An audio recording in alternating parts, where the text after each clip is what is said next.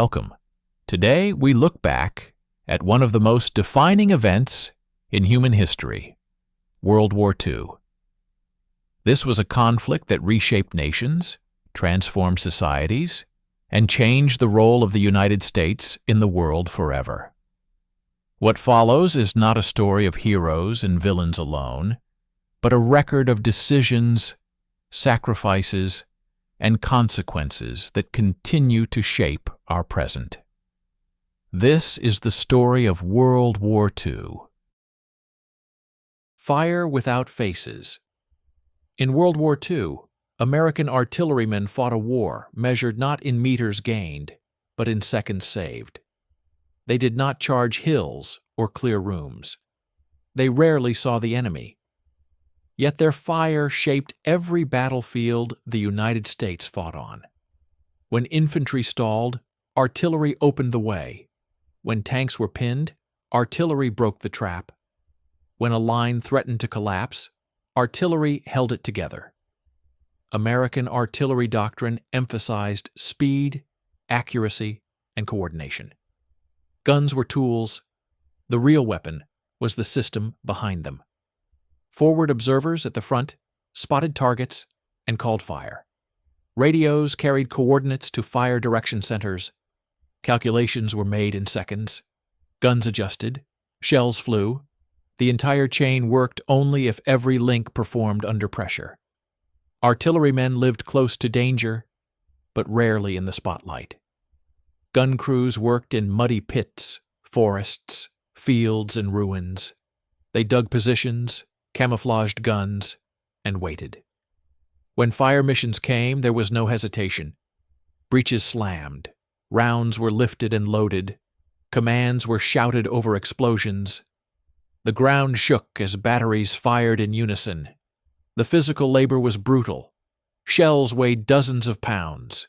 Crews lifted, rammed, and ejected casings for hours. Ears rang, hands blistered, sweat mixed with cordite and dirt. Rest came in fragments between missions, often on cold ground beside the guns. When counter-battery fire came, artillerymen took cover and returned to work immediately after the last shell landed. Accuracy mattered because proximity mattered. American artillery often fired danger close, shells landing near friendly troops to stop enemy assaults. Forward observers adjusted fire by meters. A mistake could kill Americans. Precision saved lives. Trust between infantry and artillery was absolute. When soldiers called for fire, they believed it would land where needed and nowhere else. The enemy understood the threat. German units hunted artillery positions relentlessly. Counter-battery fire searched for muzzle flashes and sound. Aircraft strafed gun lines. Shelling turned quiet positions into chaos without warning. Artillerymen suffered casualties even while far from the front, because the front came to them. Yet American artillery adapted. Guns displaced quickly. Positions changed often. Camouflage improved. Communications tightened. The system became faster than the enemy's ability to respond. When one battery moved, another fired. Fire never stopped. In Europe and the Pacific alike, artillery fire defined the rhythm of combat. Barrages shattered defenses before assaults. Defensive fires broke counterattacks. Night fires disrupted movement and morale. Soldiers learned the sound of friendly guns and took comfort in it. The phrase, "steel rain," was not poetry. It was relief. Artillerymen rarely knew the results of their work in the moment. They fired at grid coordinates, not faces. Later they heard reports.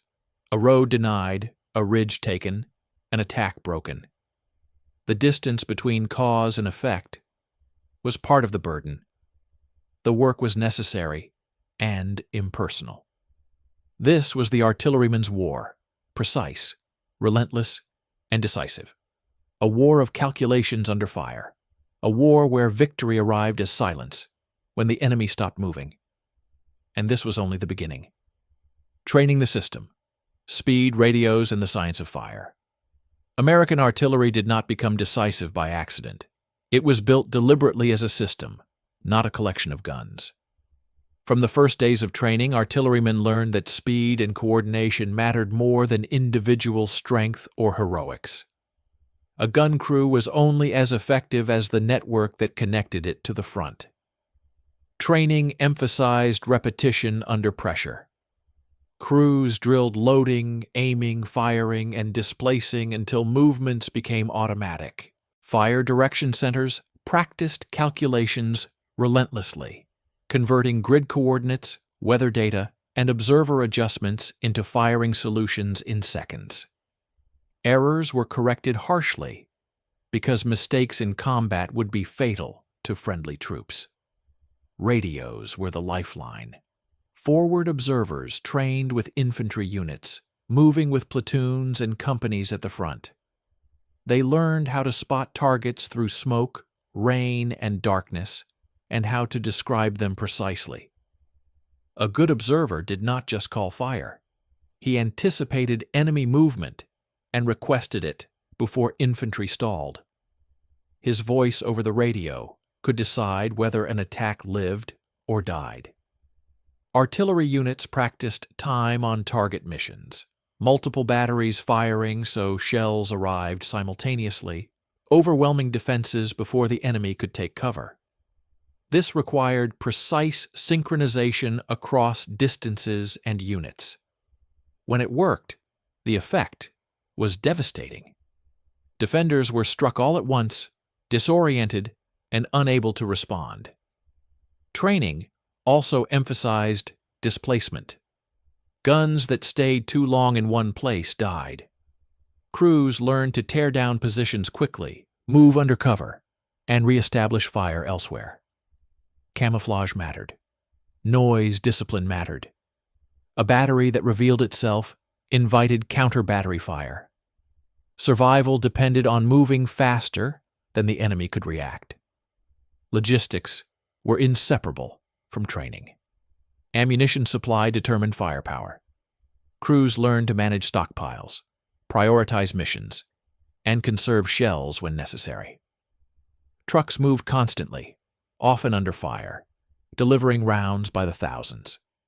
Without this flow, even the best trained battery fell silent. The science of fire included weather, terrain, and timing. Wind altered trajectories. Temperature changed propellant behavior. Rain and snow affected visibility and movement. Artillerymen learned to factor these variables quickly, trusting calculations under conditions where intuition could mislead. Infantry-artillery integration was drilled relentlessly. Soldiers learned how to call for fire, how to mark positions, and how to stay clear of impact zones. Trust grew from experience. Infantry knew artillery would respond quickly. Artillery knew infantry would give accurate information. This trust allowed commanders to take risks that would otherwise be impossible. Training prepared artillerymen for emotional distance. They would fire on coordinates without seeing results. They would deliver destruction without faces. This detachment was necessary to function. Yet it also carried weight. Artillerymen understood that every shell mattered, that every adjustment could save or end lives. By the time American forces entered sustained combat, the artillery system was fast, flexible, and resilient.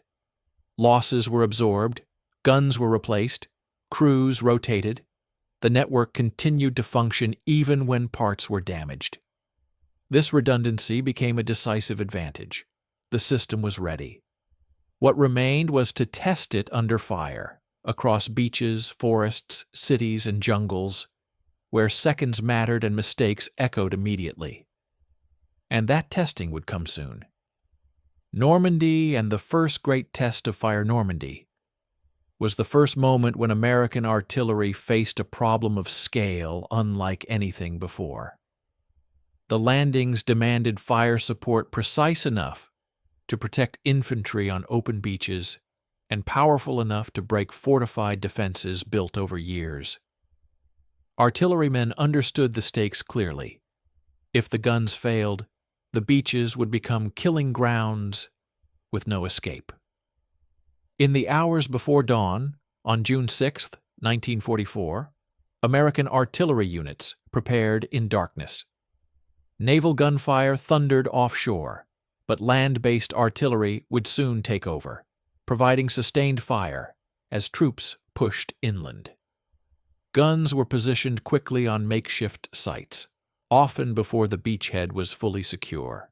Crews worked under sporadic fire, digging pits, aligning pieces, and establishing communications, while infantry fought only hundreds of meters away. As the first waves stalled on the beaches, calls for fire flooded in. Forward observers, often pinned down with infantry units, requested immediate support. Artillery responded with danger-close fire, shells landing near friendly positions to suppress machine guns and bunkers that had halted movement. The margin for error was terrifyingly small. Crews trusted calculations completely, knowing that hesitation would cost lives. Hedgerow terrain complicated everything once forces moved inland. Fields were enclosed by thick earthen banks that absorbed blasts and limited visibility. Enemy positions were difficult to identify. Observers adjusted fire constantly, walking shells forward meter by meter. Artillery became the primary tool for breaking resistance that infantry could not approach safely. German counter-battery fire tested American artillery discipline. Enemy guns searched for muzzle flashes and sound signatures, firing blindly into suspected positions. Crews learned to fire short missions and displace immediately.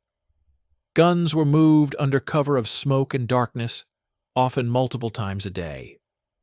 Fatigue set in quickly, but the pace did not slow. Coordination proved decisive.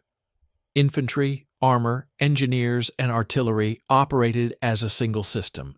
When tanks were halted by obstacles, artillery suppressed enemy anti-tank guns. When infantry advanced, artillery shifted fire forward seamlessly. When German units attempted counterattacks, defensive fires broke formations before they could gain momentum. Casualties among artillery units were real and sobering. Counter-battery fire landed without warning. Air attacks struck gun lines. Shell fragments tore through pits and crews alike. Medics treated wounds beside the guns while fire missions continued. The work did not stop because stopping meant silence, and silence meant the enemy could move. By the end of the Normandy campaign, American artillery had proven its value decisively. The system held under pressure. Communications functioned despite chaos. Fire arrived when needed and shifted when ordered. Infantry learned to rely on it completely. German units learned to fear it. Normandy was not won by artillery alone. But without artillery, it could not have been won at all. The beaches were crossed. The hedgerows were breached. The door into France stood open. The next phase would demand even more: longer ranges, faster responses, and sustained pressure as the war moved across Europe. And the guns would move with it, breaking counterattacks, artillery as a shield. As Allied forces pushed inland after Normandy, German resistance shifted from static defense to aggressive counterattacks.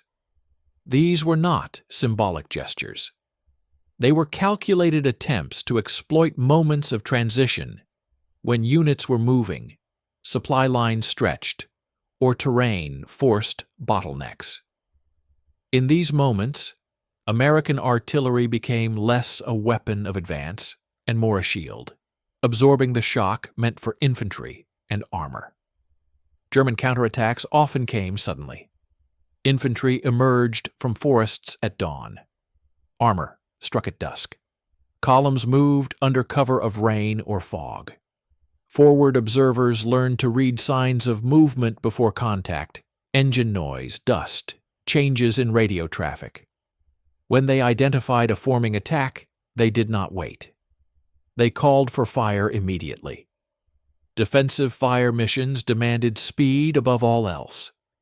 Batteries shifted from planned schedules to immediate response. Fire direction centers calculated rapidly, sometimes skipping refinements to get shells in the air faster. The goal was disruption. Break formations, slow momentum, force attackers to take cover before they could close with friendly lines. Artillerymen learned to fire concentrations and box fires, trapping enemy units within overlapping zones of impact. Roads and forest edges became death corridors. German units advancing confidently moments earlier found themselves pinned, disoriented, and bleeding before they could engage directly. Many counterattacks collapsed without ever reaching American lines. The psychological effect was decisive. Infantry under attack felt the ground shake as friendly shells landed forward of their positions. This sound meant survival. Soldiers later said that hearing American artillery during a counterattack was like feeling a hand placed firmly on their shoulder. Reassurance that they were not alone. German forces adapted, attempting to infiltrate at night or disperse widely. Artillery adapted in response. Illumination rounds lit up darkness, exposing movement. Harassing fire disrupted assembly areas.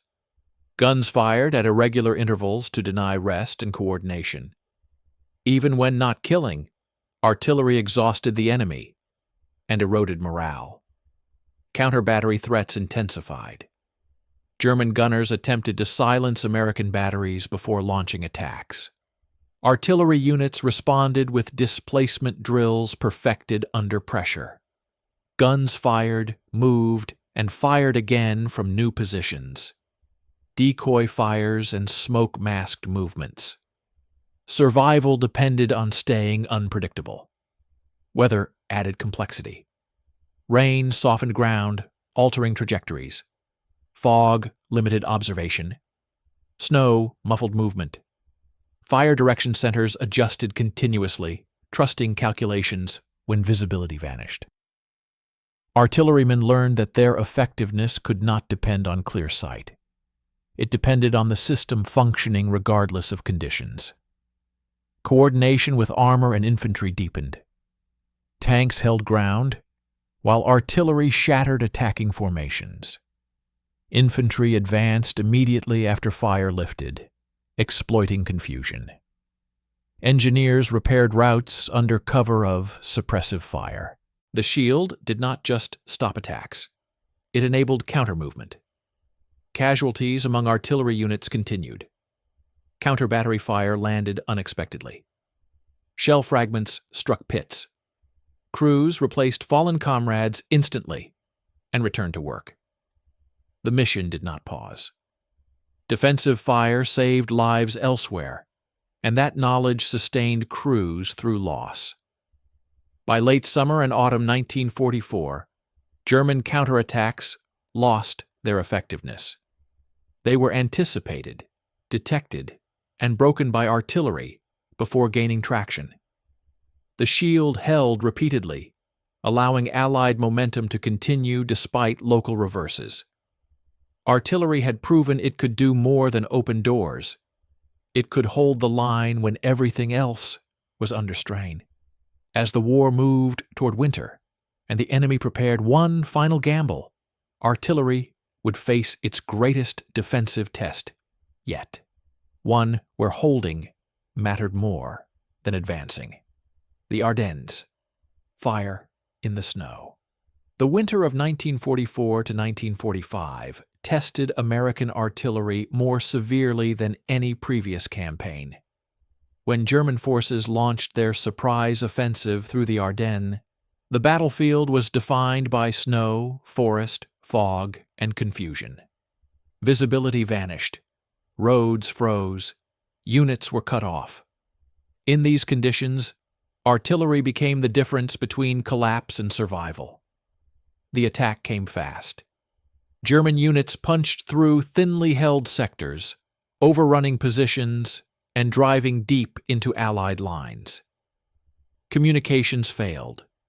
Supply routes were severed. Infantry units found themselves isolated and under strength.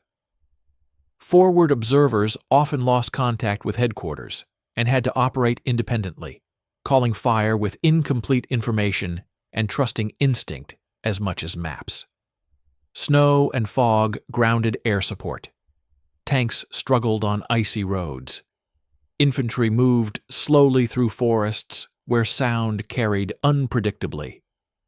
Artillery, however, could still reach out beyond the weather.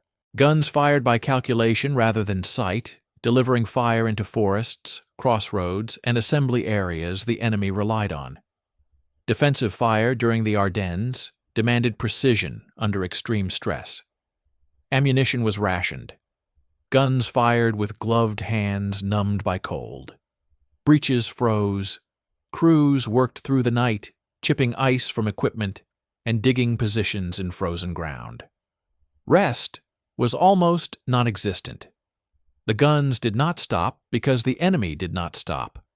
Artillery played a critical role in holding key towns and road junctions, especially around Bastogne. Forward observers embedded with surrounded units called for fire at dangerously close distances. Shells landed just beyond American lines, shattering German assaults before they could break through. These missions required absolute trust between observer and battery, between calculation and reality. German forces attempted to silence artillery through infiltration and counter-battery fire. Patrols moved through forests, targeting gun positions. Artillery units defended themselves as infantry when necessary, forming perimeter defenses around guns. Crews alternated between firing missions and repelling attacks, sometimes within the same hour.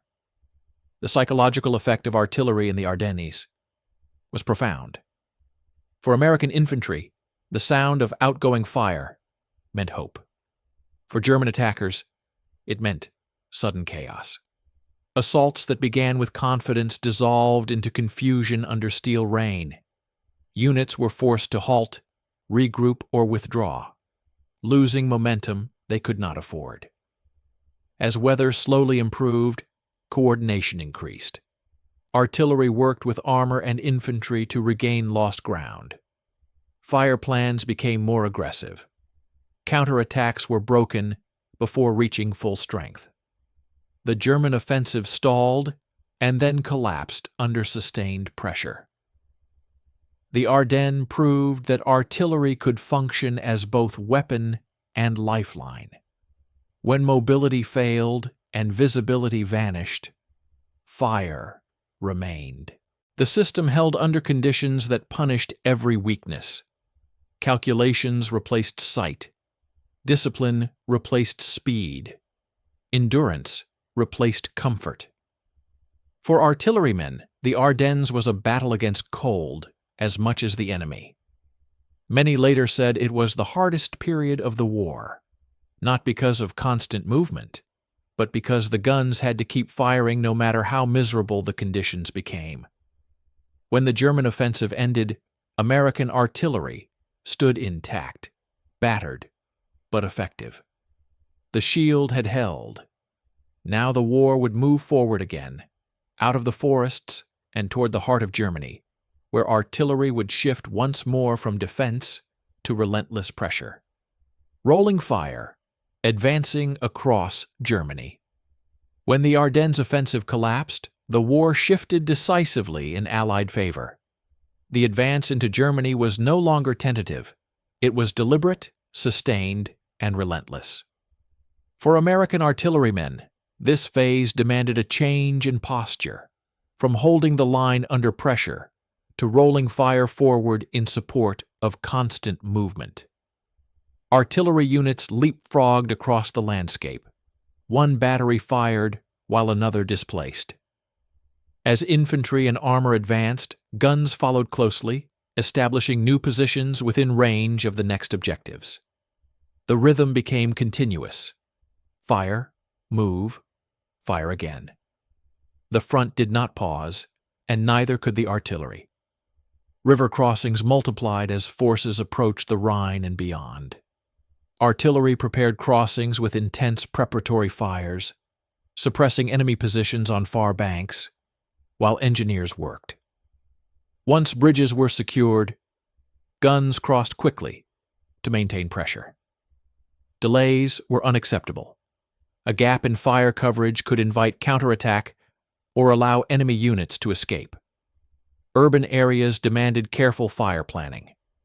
Cities offered cover and concealment to defenders, but also sheltered civilians.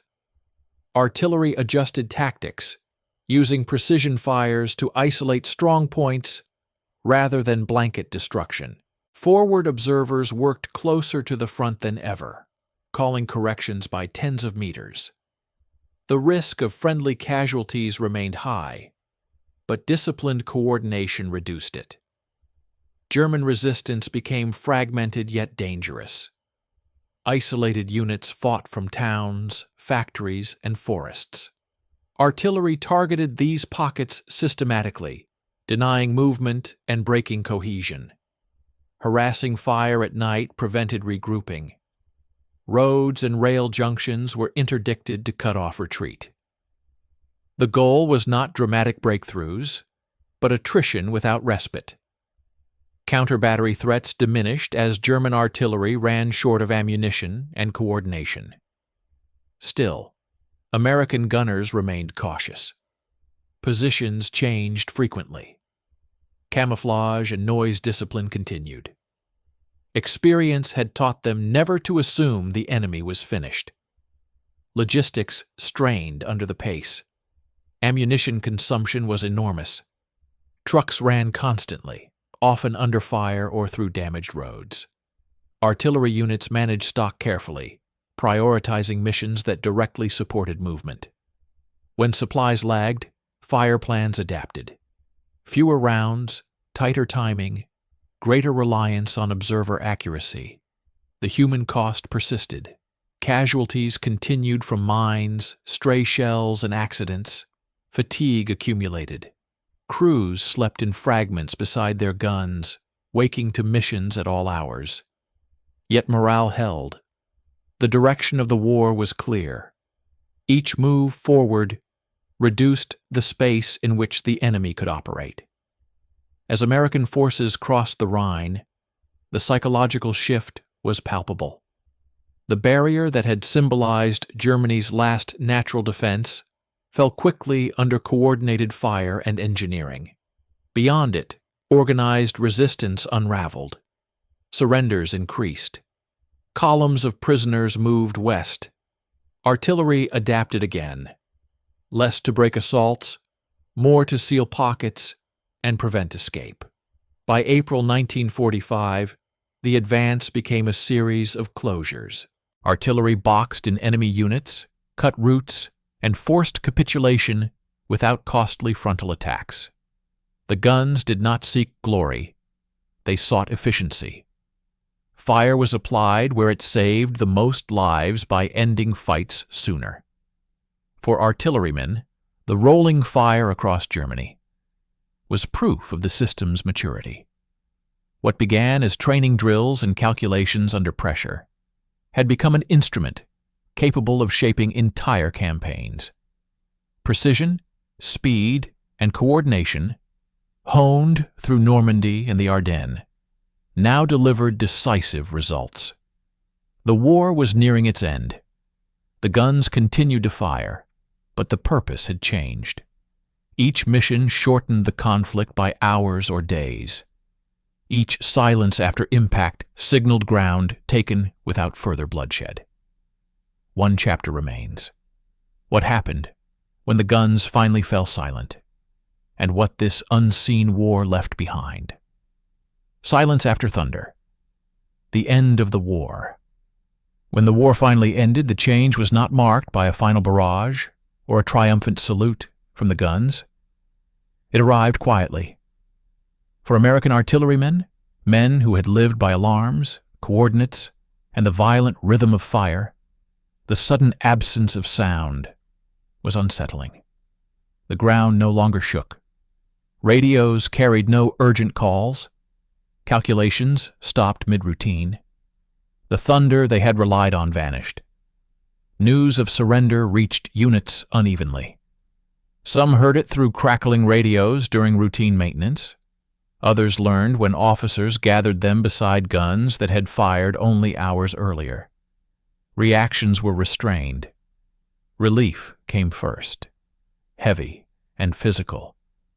Men sat on ammunition crates, leaned against trails, or lay on the ground, exhausted beyond celebration.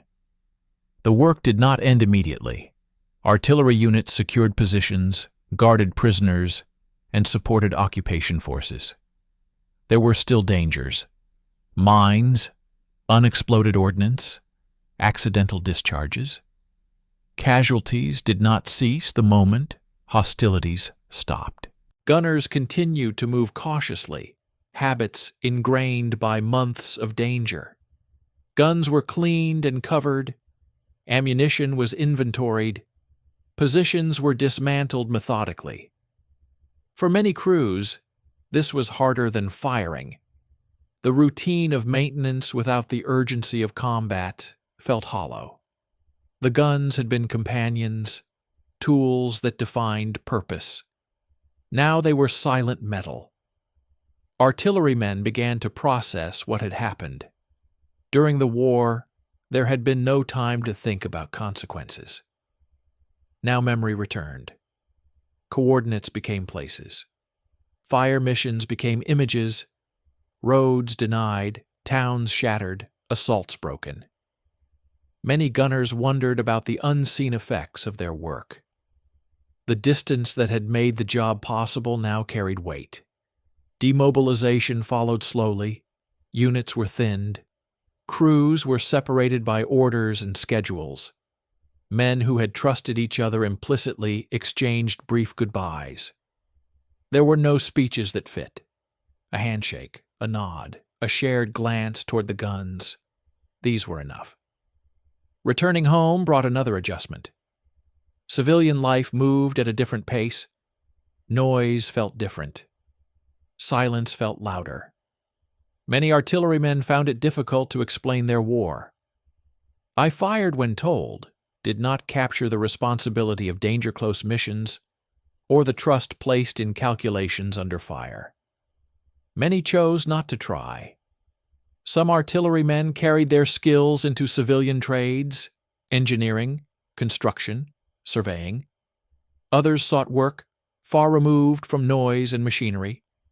All carried habits shaped by the war: attention to detail, respect for procedure, an instinct to prepare for worse cases.